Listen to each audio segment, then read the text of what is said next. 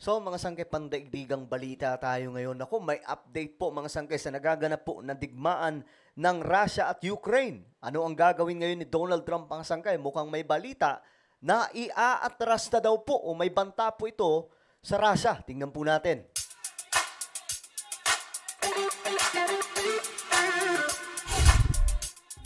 Hello, what's up guys? This is me, Sangkay Janjan.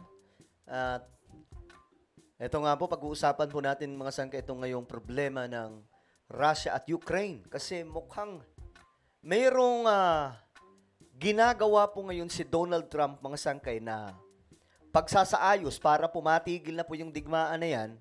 Kaya nga lang, mukhang nagiging negatibo ang epekto mga sangkay dahil nga po ayon sa balita, sa kabila po ng pag-uusap, umaatake pa rin itong Russia.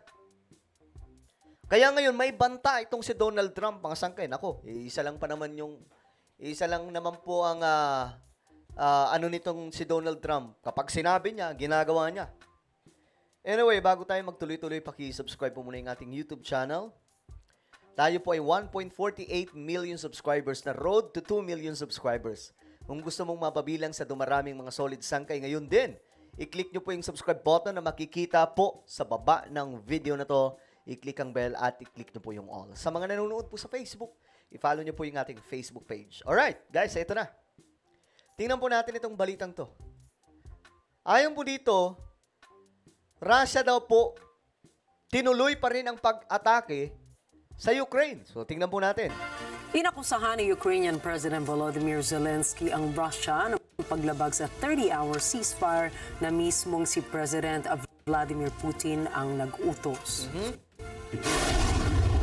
Руководствуясь гуманитарными соображениями, сегодня с 18:00 часов до 00 часов с воскресенья на понедельник. O ayan, mayroon palang ceasefire na naganap mga sangkay. In-announce mismo yan ni Vladimir Putin. Ayan po, sinabi po niya mga sangkay, I order a stop to all military activities for this period.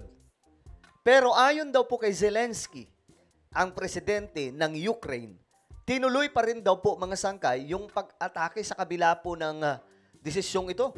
Российская сторона объявляет пасхальное перемирие. Приказываю на этот период.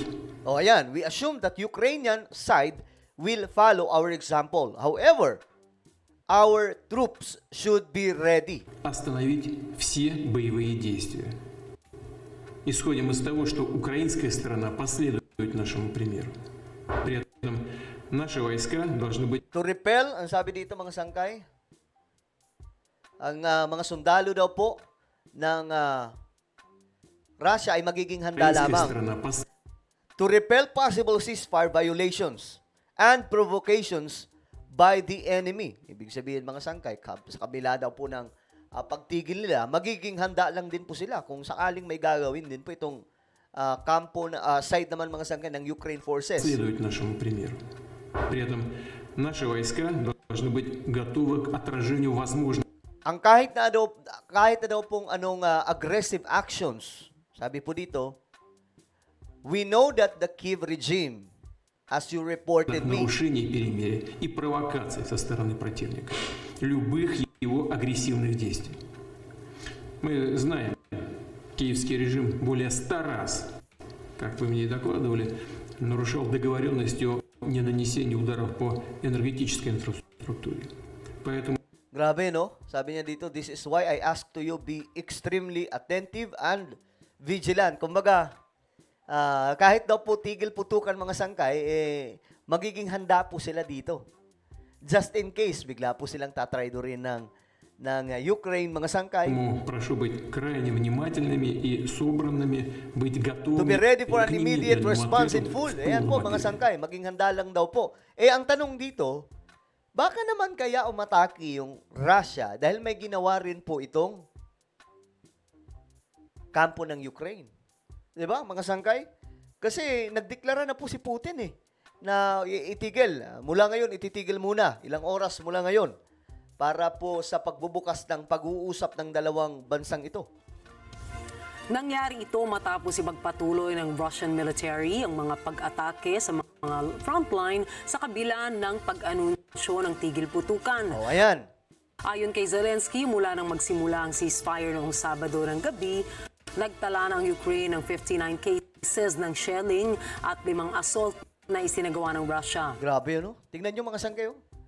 Wala na, yung mga building na ito, sa Ukraine to mga sangkay, oh. Dito nyo po talaga makikita na walang magandang naidudulot itong digmaan. Naging ghost town na po mga sangkay, ghost city. Grabe. Sinabi rin ng mga Ukrainian officials na may 387 cases ng shelling at 290 na paggamit ng drone ng Russia sa loob ng 6 na oras noong Sabado. So, ano ba talaga ang totoo dito? Minsan kasi hindi rin kapanipaniwala pag galing po sa Ukraine ang information, lalong-lalo na po dito kay Zelensky. Sa kabila ng mga alegasyong ito, nanindigan si Zelensky na patuloy nilang tututukan ang anumang mga pag-atake at magsasagawa ng mga kaukulang hakbang upang protektahan ang kanilang mga lugar. Habang ipinagdiriwang ang holiday, marami sa mga Ukrainians ang nag-aalinlangan sa pagiging tapat ng Russia sa truce, ngunit umaasa pa rin sa isang mas matagal na tigil putukan upang matigil ang labanan at mga patayan. Чесно кажучи, ми не дуже сподівалися, що щось буде насправді. Ngayon mga sangkay, eto na. Si Trump, sabi po dito, nagbanta daw po si Donald Trump na aatras mula po sa negotiating body sa Russia at Ukraine war. So ano kayang dahilan mga sangkay? Nagbanta si US President Donald Trump na ititigil na nila ang pag-aayos ng ceasefire sa pagitan ng Russia at ng Ukraine. Ayun lang. So bakit kaya mga sangkay? And I think I see that enthusiasm. I think I see it from both sides. Do you think Russia's But you're playing going to you? know soon. Do you think Russia's playing you? No, nobody's playing me. I'm trying to help. Sabi na nagtatanong mga sangkay, sa tingin mo ba, pinaglalaroan, na nakikipaglaro lang sa'yo yung Russia? Sabi ni Donald Trump, no. Walang nakikipaglaro sa akin. Sinusubukan kong tumulong. You know, this was Biden's war, by the way. Medyo totoo to mga sangkay. Itong gera daw na ito ay kay Biden. By me getting involved, you know, they'll say, oh, the Trump. This is not Trump's war. This is Biden. This is a war that should have never happened. We are going to see if we can get it done. I think we have a really good chance of getting it done. And it's coming to a head right now. Mangyayari lamang ito kapag patuloy ang pagmamatigas ng Russia at ng Ukraine. Okay, so ayan mga sangkay, ang pagbabanta ni Trump na ititigil na ang negotiating, sila kasi ang nagtutulay sa dalawang bansang ito na magkaayos. So kung hindi daw po makikinig ang Russia sa mga panawagan ng Amerika, ititigil. So talagang bahala kayo sa buhay nyo dyan. Sige, mag-ubusan kayo. Giit nitong ayaw niyang makakita ng muling labanan, kung kaya't nais lamang niya na mabilis na matapos na ang ceasefire deal. Okay. So mas mabilis ang gusto ni Donald Trump. Magugunitang naglunsad ng matinding atake ang Russia sa Ukraine noong taong 2022, kung saan maraming mga bansa na ang namagitan para tuluyan na matigil ang nasabing kaguluhan. Makailang beses na rin nagkaroon ng pagpupulong ang bawat panig para... Okay, so ayan mga sangkay, maraming beses na nga po nagkaroon ng pag-uusap itong dalawang bansang ito. Pero, ewan ko, mga sangkay, anong nangyayari? Bakit hindi po matuloy-tuloy itong tigil na ng digmaang ito? Pero ewan ko lang, dito, kay Donald Trump, kung kaya pa mga sangkay. Reason one of the two parties makes it very difficult.